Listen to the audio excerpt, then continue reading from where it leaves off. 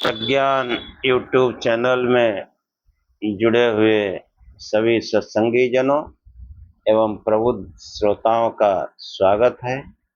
सबका अभिनंदन है और सभी को मेरा प्रेम पूर्वक जय श्री।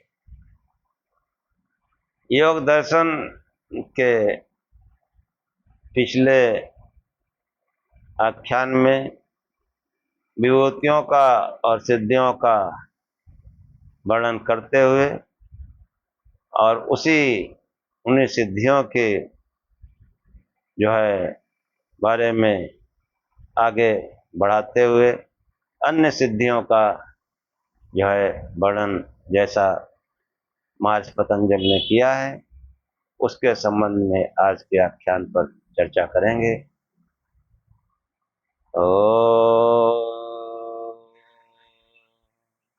असतो मा सद्गमय तमसो मा ज्योतिर्गमय मृत्योर्मामृतं गमय। हे परम गुरु, हे परमात्मा, हम को असत्य से सत्य की ओर ले चलो, अंधकार से प्रकाश की ओर ले चलो तथा मृत्यु से अमरता की ओर ले चलो।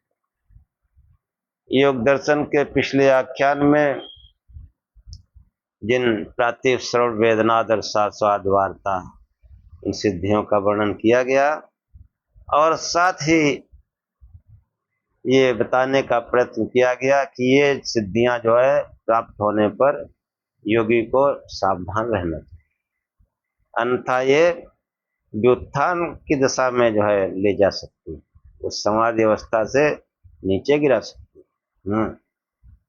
कि कि वो समाधि में उपसर्ग है और व्युत्थान में सिद्धियां हैं। इसलिए उनमें निरंतर सिद्धियों का भी नाना प्रकार से वर्णन किया। जिसे उदान में संयम करने से जो सिद्धि प्राप्त होती है तो आदमी जल पर चलने लगता है, कीचड़ निकल जाएगा, पैर में नहीं लगेगा, कांटों पर चला जाएगा, कांटा नहीं छीदेगा। और इच्छा मृत्यु उदान पे सिद्धि होने से, ऐसे समान पे सिद्धि होने पर वो बिल्कुल दैदीप्यमान दिव्य होने लगता है। उसके शरीर वो बिल्कुल जैसे अग्नि प्रदीप्त होती है बिना लौ वाली, ऐसे उसकी कांति आ जाती शरीर में। और ऐसे ही दिव्य स्रोत तमाम दिव्य चक्षु, दिव्य त्वक, इनमें सब दिव्य गुण आ जाते हैं और इनसे संसार में जय जयकार भी होती है। उस जय जयकार में फंस जाता है, फिर वो समाज के लिए अयोग्य हो जाता है। इसलिए बहुत सावधान रहने की जरूरत है। और उन्हीं सिद्धियों को ये सिद्धियां मतलब इनमें संयम करने से भी होता है और संयम नहीं भी करने से प्रकाश स्वरूप से ध्यान करते रहो, सिद्धियां आ जाएगी। समाधि के पहले भी आ सकती हैं, समाधि के बाद में भी आ सकती हैं, दोनों तरह से आती हैं और जैसे भी आती हैं। लेकिन ये सिद्धियां वो कैवल्य के मार्ग में बाधक, समाधि के मार्ग में बाधक है। इन्हीं को आगे बताते हुए महर्षि पतंजल कहते हैं कि कायाकाशयो संबंध संयमात लघु तूल समापत्तेश्च आकाश गमनम। आकाश गमनम, आकाश में गमन कर सकता है। कैसे? देह और आकाश के संबंध में संयम करने से हल्के आकाश में अनायास उड़ जाने वाले रुई आदि पदार्थ के समापत्ति से तथा आकाश में जाना योगी को सिद्ध हो जाता है। योगी का जहाँ देह है वहाँ देह के इधर उधर जाने आने तथा हिलने डुलने के लिए जो अवकाश मिलता है। हाँ जी, सभी ब्रह्मांड में सभी वस्तुएं आकाश में ही तो स्थित है। आकाश ही है जो हम हिल डुल रहे हैं। हाँ, आकाश ही है जो हमारे पेट में भी आकाश है, उसी में गैप है ना। रोही तो मालूम पड़ा 6 रोटी खा लिए, ऊपर से पानी पी लिए, वो रखा है तो कुछ खाली जगह है। आकाश मतलब रिक्त स्थान। कानों में भी आकाश है, तभी सब सुनाई देता है। इस त्वचा में जो है तमाम छिद्र हैं, वो आकाश तत्व है। तो ये जो है आकाश सूक्ष्म तत्व, इसलिए हर जगह है। तो ये जो है देह और आकाश का जो संबंध है अथवा एक दूसरे में जो प्राप्ति है, इस संबंध में संयम करने से योगी को समाधि दशा प्राप्त हो जाने पर, संयम मतलब धारणा ध्यान समाधि, वह आकाश में जाने का सामर्थ्य प्राप्त कर लेता था। आकाश में अनायास उड़ जाने वाला हल्के फुल्के रुई आदि के पदार्थ के समान समापत्ति से योगी अपने शरीर को इतना हल्का कर लेता है कि वह आकाश में ऊपर उठ जाता है।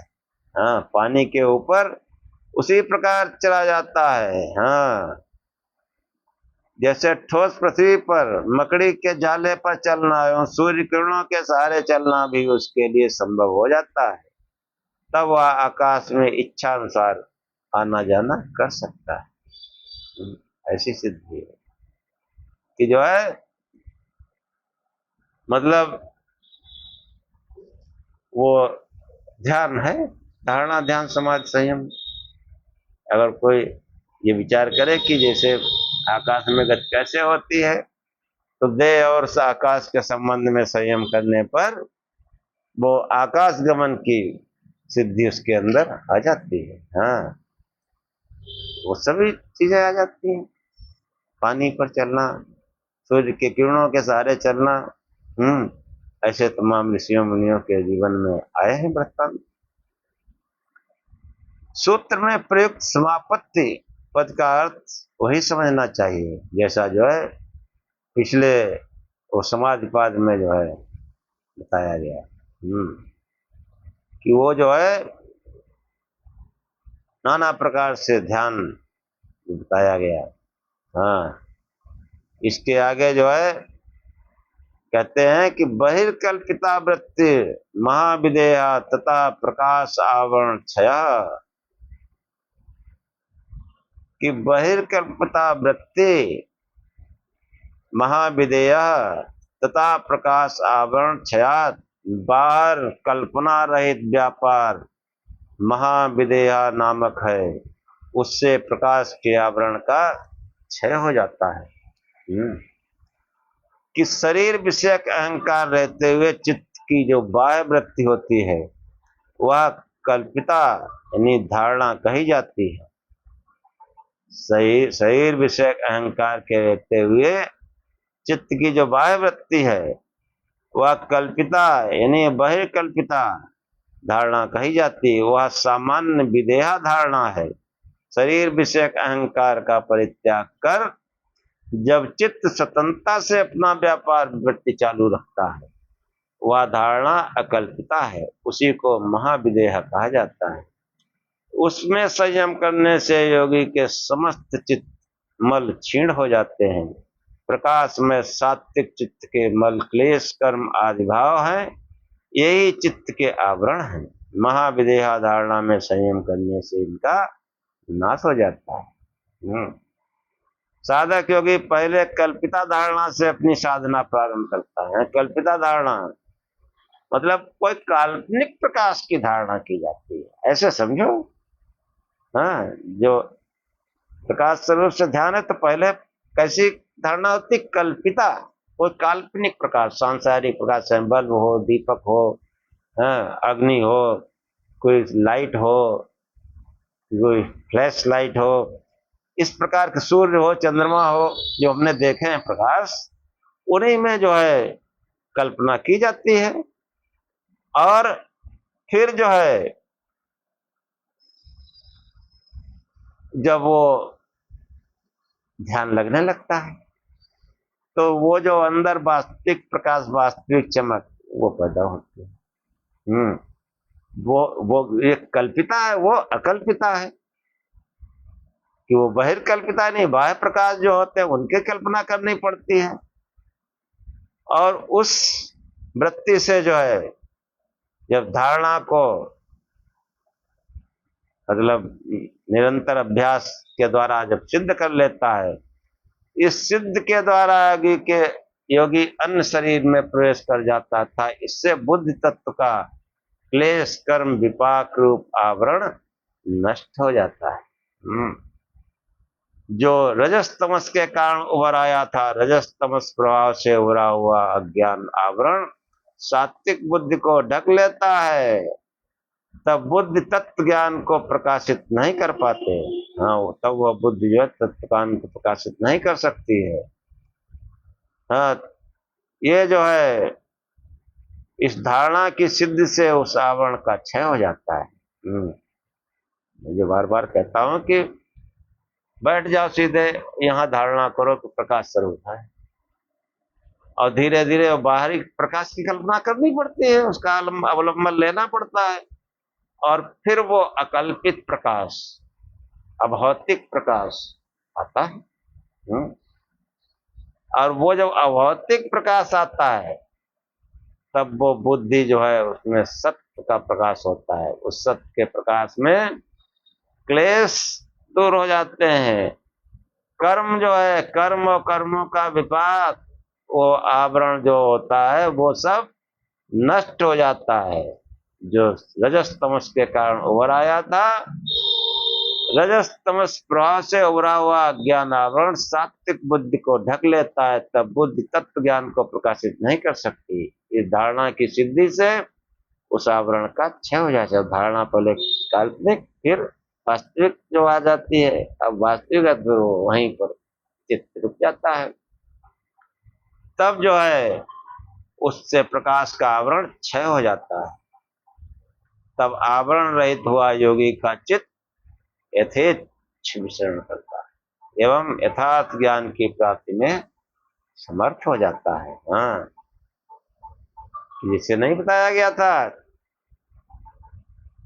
इसी अध्याय में पीछे सूत्र आया, परिणाम तय संयमात, कि सूत्र में जो है प्रारंभ कर अब तक विविध संयम और उनसे प्राप्त सिद्धियों का विवरण प्रस्तुत करने के अनंतर अब इस शास्त्र में मुख्य रूप से प्रतिपाद्य ग्रहीता, ग्रहण और ग्राह्य के विषय में संयम तथा उससे उद्भूत सिद्धियों को बताना अपेक्षित है। ग्रहीता और ग्रहण, क्योंकि ग्रहण के अवलंब से ये नाम पाते हैं। अतः प्रथम ग्राह्य विषयक संयम और उससे होने वाली सिद्धियों का विवरण आगे जो है आचार्य देते हुए कहते हैं। विभूतपाद में सब सिद्धियां ही है। और इन सिद्धियों के मूल में संयम है, धारणा ध्यान समाधि, और वो प्रकाश स्वरूप की धारणा करने से वो वास्तविक धारणा प्रकट होती है। और उससे फिर जो है धारणा जब होती है, धारणा मतलब जिस देश में लगा दो चित्त उसी में लगा रहे, इधर उधर न भटके, समझ लो धारणा पक्की। और उससे मन में जो है योग्यता आ जाती है, धारणा से योग्यता मनसा। और वो जो है चित्त जब निरंतर उस प्रकाश वृत्ति में या उस वृत्ति में चलता रहता है तो वही ध्यान है। तत्व प्रत्येकता ध्यानम, ये चित्त जो है उसमें वो प्रकाश की वृत्ति उभर आई और निरंतर उस प्रकाश वृत्ति में चित्त चलता रहे, वही ध्यान। और वही ध्यान आगे चल करके उस आत्म स्वरूप को प्रकाशित कर देता है, वो समाधि। और ये तीनों मिलकर के संयम होते हैं, संयम कहा जाता है। उस संयम से फिर नाना प्रकार की अलौकिक सिद्धियां प्राप्त होती हैं। उन्हीं का जो है सूत्रकार जो है बताते हुए आगे कहते हैं कि स्थूल स्वरूप सूक्ष्मान्वयार्थ तत्व संयमात भूत जय। स्थूल स्वरूप, सूक्ष्म, अन्वय, अर्थत्व संयमात, यानी स्थूल स्वरूप, सूक्ष्म, अन्वय तथा अर्थ तत्व में संयम करने से भूतों पर योगी विजय कर लेता है। हाँ, जितने भूत हैं, यानी जो भूत मतलब वही पंच महाभूत। पंच महाभूत जो है, प्रत्येक भूत अपनी पांच पांच विशेषताओं के लिए जाने जाते हैं। ये पांच महाभूत, इनमें पांच पांच विशेषताएं होती हैं प्रत्येक की। कैसे? स्थूल स्वरूप, सूक्ष्म स्वरूप,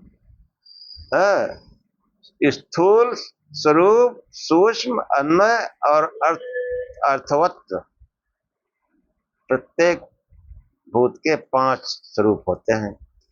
पृथ्वी, जल, तेज, वायु, आकाश, इन पांच महाभूतों का स्थूल रूप वही है जो इनके अपने अपने विशेष आकार आदि के साथ हमारे अनुभव में आता है। हाँ, जैसे पार्थिव धर्म वो स्थूल का स्वरूप है। हाँ, जैसे पार्थिव धर्म है गुरुता, रुक्षता, स्थैर्य, काठिन्य आदि। जलीय धर्म है स्नेह, क्षौम, मृदुता, गुरुता, शुक्लता आदि। तेजस धर्म है ऊर्ध्वगत, दाहकता, पाचकता, लघुता, भास्वरता आदि। वायवीय धर्म है तिर्यक, पवित्रता, नोदन, छाया रहित, रुक्षता आदि। आकाशीय धर्म है सर्वत्र व्याप्ति, संकोच, विकास से रहित। आकाशीय धर्म है सर्वव्याप्ति, संकोच, विकास से रहित, स्थिर तथा किसी मूर्त या रचना आदि के रूप में न होना। इन विशेष धर्म आदि के साथ पृथ्वी आदि भूतों का जो आकार हमारे सामने है वह इनका स्थूल स्वरूप। स्वरूप स्वरूप पृथ्वी आदि भूतों का जो अपना सामान्य रूप है उसी को यहाँ स्वरूप पद से कहा गया है। जैसे पृथ्वी का नैसर्गिक काठिन्य अथवा गंध आदि स्वरूप है, जल का मृदुता, शैत्य, स्नेह आदि, अग्नि का उष्णता और प्रकाश, वायु का गतिशील होना आदि, आकाश का सर्वव्याप्त होना अथवा शब्द आदि। धर्म धर्मी का अवेद मानने की स्थिति में यह पृथ्वी आदि भूतों का स्वरूप नामक रूप है। यह सामान्य स्वरूप है। इसके विशेष धर्म यथाक्रम इस प्रकार हैं: काठिन्य में न्यूनाधिकता आदि, गंध में सुरभि असुरभि, हाँ सुगंध भी होती है, दुर्गंध भी होती है। हल्का भारी, शैत्य का न्यूनाधिक होना, औष्ण प्रकाश की न्यूनाधिकता, गति की तीव्रता मंदता, शब्द के खड़स गांधार आदि मृद तीव्र तथा विशेष धर्म रहते हैं। धर्मी निरंतर एक बना रहता है, केवल धर्म व्यावृत अथवा प्रादुर्भाव होता है। यदि पृथ्वी आदि भूत द्रव्य का स्वरूप है तो इस दर्शन में सामान्य विशेष धर्मियों का समुदाय द्रव्य माना जाता है। यह समुदाय दो प्रकार का होता है। एक वह जहां समुदाय के अवयवों का भेद छिपा रहता है, प्रकट व्यवहार में नहीं आता, जैसे शरीर, वृक्ष, यूथ, संघ, वन आदि पदों से जो समुदाय कहा गया उसके अवयवों का भेद अंतर्हित रहा है। दूसरा समुदाय वह है जहां शब्द के द्वारा अवयवों का भेद प्रकट कर दिया जाता है, जैसे कहा गया कि उभय देव मनुष्य, इन पदों से देव और मनुष्यों का एक समूह कहा जा गया। यहाँ उस समूह का एक भाग अथवा अवयव देव है और दूसरा मनुष्य, यहाँ दोनों का मिलित एक समुदाय है। इसलिए दोनों भागों अवयवों को दोनों पदों से प्रकट किया गया है। उस प्राकट्य को अधिक स्पष्ट करने के लिए स्वतंत्र उभय पद का उपयोग किया गया है। उभय पद दोनों के मिलित समुदाय को कहता है। जब अभेद का कथन अभिष्ट है, देव मनुष्य पद दो भागों में प्रकट करते हैं। ऐसे ही नाना प्रकार से जो है समझाया गया कि जो है ये स्थूल सूक्ष्म यही इन्हीं चीजों को हम समझे कि जो है जितने भी जो है स्थूल स्वरूप सूक्ष्म अन्वय अर्थ तत्व संयमात, हाँ कि अन्वय मतलब चौथा स्वरूप, जैसे अन्वय है स्थूल सूक्ष्म तो हम जानते हैं, स्वरूप भी जानते हैं। अन्वय सतरजतम तीनों गुण यथाक्रम ख्यात क्रिया स्थित स्वभाव वाले हैं। प्रत्येक कार्य में इनका यह स्वभाव सक्रांत होता रहता है। इसी भाव को यहाँ अन्वय कहा गया है। त्रिगुणात्मक विश्व त्रिगुण स्वभाव से अन्वित है। ये भावना संयम की साधना में अपेक्षित रहती है। अर्थात अर्थवत् भूतों का पांचवा रूप है। इस पद का अर्थ है प्रयोजन वाला होना। भूतों का प्रयोजन है पुरुषों के भोग और अब्बर को संपन्न करना, यही इनका अर्थवत्व है। न केवल भूतों का अपितु समस्त गुणात्मक विश्व चेतन आत्माओं के भोग और अब्बर गुरु प्रयोजन सिद्ध करने के लिए है। योगी जब भूतों के पूर्वोक्त 5 रूपों में संयम करता है तब उसके सफल होने पर योगी को भूत विषयक समस्त वास्तविक परिस्थिति का पूर्ण साक्षात्कार हो जाता है। हाँ, यह 5 भूतों पर विजय प्राप्त करना है। भूत विजेता योगी की इच्छा अनुसार भूत उसका उस प्रकार से अनुसरण करते हैं जिसे गाय बछड़े के पीछे भागती है। ऐसा योगी अपने संकल्प के अनुसार भूत प्रकृतियों से जैसा चाहे वैसा कार्य लिया करता है। हाँ, आज के भौतिक विज्ञानी ऐसे ही आंशिक योगी समझना चाहिए, वो भी वैज्ञानिक जो है इसका प्रयोग लेते हैं अपने अनुसार, आंशिक है। सिद्ध योगी वो तो सदैव वैसा रहता है। भूतों के संकल्प अनविधायी होने पर योगी को कैसी सिद्धि प्राप्त होती है। हाँ, अब जो है यहाँ पर जो है कि जब भूतों में इस प्रकार से संयम होता है तो फिर वो अणिमा आदि सिद्धियां जो है प्राप्त होती है। उसको जो है बताते हुए महर्षि पतंजल कहते हैं कि ततो अणिमा आदि प्रादुर्भाव काय संपत धर्मान विघातश्च, कि उस भूत जैसे अणिमा सिद्धियों का प्रादुर्भाव हो जाता है। अणिमा महिमा गरिमा लगिमा प्राप्त पराक्रम ईश्वर वशिष्ठ, हाँ, जो 8 सिद्धियां बताई गई वो सब इन भूतों में संयम करने से आ जाती है। ये कोई बहुत बड़ी चीज नहीं है, संयम से आता है सब। कि जो है भूत जन्म से प्राप्त 8 या 9 सिद्धियां बताई गई, वे हैं अणिमा।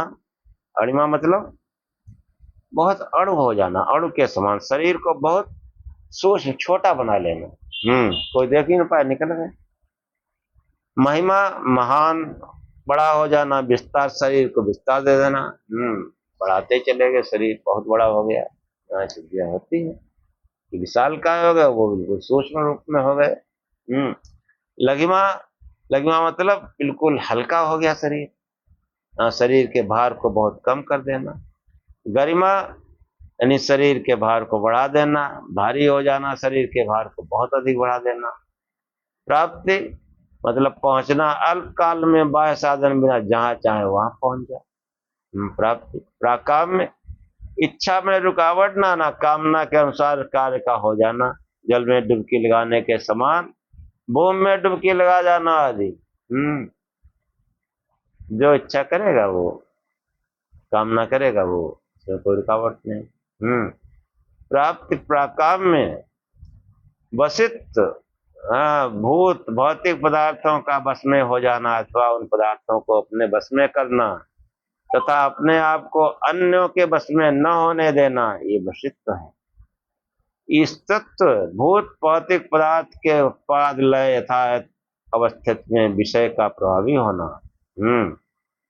यत्र कामावसायित्व सत्य संकल्प होना, जिस पदार्थ से जो प्रयोजन सिद्ध करने की कामना हो उसे पूरा करना, इसका अभिप्राय नहीं कि ऐसा योगी भूत भौतिक पदार्थों में विपर्यास कर देता है, उन्हें बदल देता है, ऐसा नहीं करता।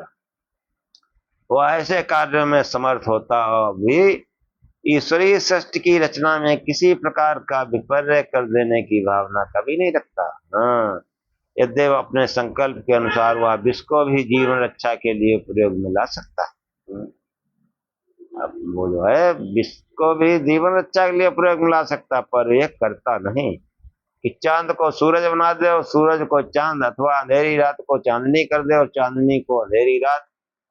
तात्पर्य श्रेष्ठ रचना की व्यवस्था में विपर्यास करने की इसकी कोई भावना नहीं रहती है। गरिमा सिद्धि को महिमा में अंतर्भूत करके सिद्धियां 8 मानी गई। स्थूलों भूतों के स्थूल रूप पर विजय प्राप्त करने से पहली 4 सिद्धियां प्राप्त होती हैं।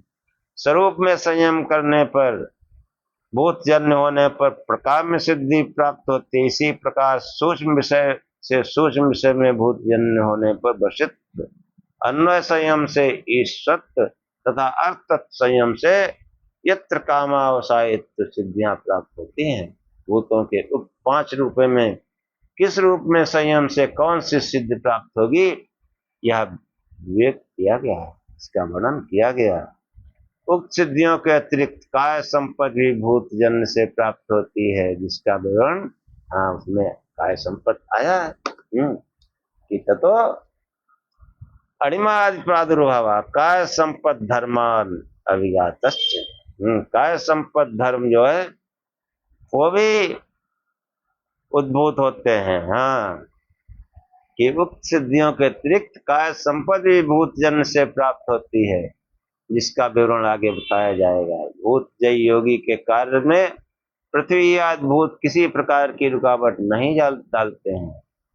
तो चाहे शिला में प्रवेश कर सकता है, जल उसे गीला नहीं कर सकता, आग जला नहीं सकती, वायु उड़ा नहीं सकता। ऐसा कि खुले आकाश में भी अपने आप को ढक सकता है। आकाश का अनावरण भाव उसके इस कार्य में बाधक नहीं होता, वह सिद्ध पुरुषों के लिए भी अदृश्य हो जाता है। कि आकाश में अनावरण मतलब जैसे वर्षा हो रही है, वो जा रहा, वो गीले नहीं हो रहा, इसका मतलब कोई आवरण है। तो ऐसे जो है सिद्धियां जो है योगी को प्राप्त होती है, और ये सब संयम से, प्रकाश स्वरूप के ध्यान से। ये जो है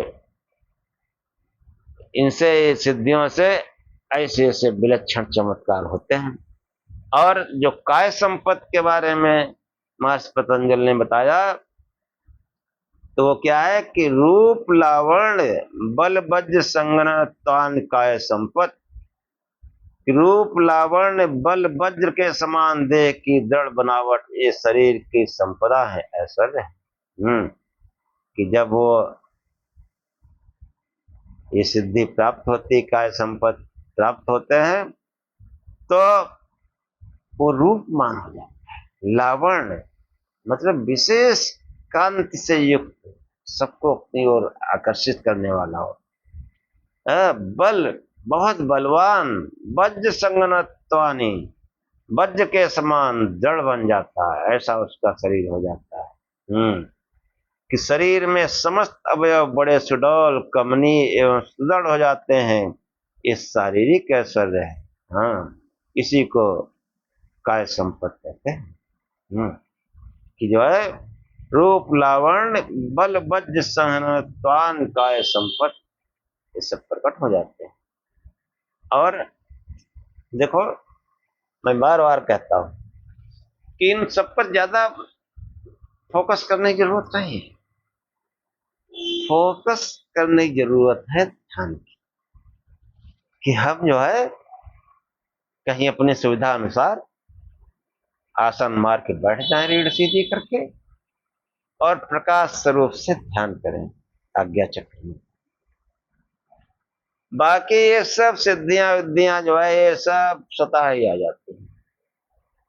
इसलिए जो है सब कुछ छोड़ के भली प्रकार से बुद्धि से दृढ़ निश्चय करके उस एक तत्व का अभ्यास करें। हाँ, उस एक परमात्मा को जो है उसकी उपासना करें, शिव शिव जपें, यही भजन है, केवल यही भजन है। प्रकाश स्वरूप से ध्यान करें, बस और कुछ नहीं, यही ध्यान है। और इसी से धारणा, ध्यान और समाधि, जो संयम कहा गया, उसकी सिद्धि होगी। बस इतना ही करना है, शिव शिव जपना है, प्रकाश स्वरूप से ध्यान करना है। साकार पूजा में शंकर भगवान की फोटो लगा लो, ऐसी मेरे पीछे लगी हुई है। पूरा घर आराम से प्रार्थना करो, पहुंच जाए जगदीश हरे। हाँ, और जो बड़े हैं घर के, उनको तो ध्यान अवश्य लगाना चाहिए, ये अवश्य करनी चाहिए। फिर देखो, ये सिद्धियां बस उधर कोई चले, सब सिद्धियां, सब दैवीय शक्तियां हैं, दिव्य शक्तियां। ब्रह्म यज्ञ में हम पहले बताया है आपको, तो ये सब दिव्य शक्तियां हैं जो विभूत के रूप में प्रकट होती हैं, कि जो है योग दर्शन में जो समाधि का वर्णन है, और फिर साधन, उन साधन पाद के बाद में विभूत पाद है, कि उन योग के साधनों को अपनाने से, योग का साधन बस वही है। योग मतलब उस प्रकाश स्वरूप परमात्मा से जुड़ना, और वो ध्यान के माध्यम से ही जुड़ा जा सकता है। और उसके लिए मन का एकाग्र होना अति आवश्यक है। मन एकाग्र तभी होगा जब एक इष्ट हो, अनेक इष्टों में नहीं एकाग्र होगा। एक इष्ट, निश्चयात्मक बुद्धि कर लो, खूब ठांक बजाकर, खूब तर्क करके, प्रश्न करके, विचार करके। हाँ, और न विचार बन रहा हो तो हमारे इस आख्यान में कमेंट करो, प्रश्न पूछो उसमें। लेकिन जब तक एक इष्ट नहीं होगा, आप योग मार्ग में आगे नहीं बढ़ सकते। इसलिए जो है शिव शिव जपो, प्रकाश स्वरूप से ध्यान करो, और आख्यानों को पूरे मनोयोग से सुनते रहो, और कुछ थोड़े करना, इतना ही करना है। चित्त वृत्तियों का निरोध इसी से होगा। और इसी के साथ आज का आख्यान समाप्त करते हैं। ओम सहनाववतु सहनो भुनक्तु सह वीर्यं करवावहै तेजस्विनावधीतमस्तु मा विद्विषावहै। ओम शांति शांति शांति। हे परमात्मा, हम दोनों श्रोता और वक्ता दोनों की साथ साथ रक्षा करें। देखो कितना विशाल विचार, बृहद विचार, व्यापक विचार हमारे सनातन में, कि जितने श्रोता हैं उन सबका भी कल्याण, उनकी सबकी रक्षा हो, मेरी भी हो, आचार्य की भी हो, शिष्य की भी हो। और आचार्य शिष्य दोनों मिलकर के प्रार्थना करते हैं, सहना अवतु तत्रिवशत्, कि हे परमात्मा, हम दोनों श्रोता और वक्ता, उपदेष्टा और श्रोता, आचार्य और शिष्य, जो भी कह लें आप, दोनों की साथ साथ रक्षा करें, साथ साथ पालना करें, हम दोनों साथ साथ भोग्य पदार्थ प्राप्त करें। कोई ये नहीं कि कोई गुरु जी पहले खा लेना, साथ साथ खा सब लोग, जो भी भोग्य पदार्थ हो साथ साथ करो। और सवीर्यम करवावहै, साथ साथ बल को बढ़ावे, तो बलशाली बने हम भी और श्रोता भी। और हमारा पढ़ा पढ़ाया, बलशाली होंगे तभी तो पराक्रम कर पाएंगे। हमारा पढ़ा पढ़ाया एक साथ तेजस्ता को प्राप्त करें, हम आपस में द्वेष न करें, द्वेष भाव नहीं होना चाहिए। हे परमात्मा, हम दोनों को त्रिविध शांति प्राप्त हो, हमारे जीवन में दैहिक दैविक भौतिक किसी प्रकार का दुख ना हुए। ओम शांति शांति शांति। जय श्री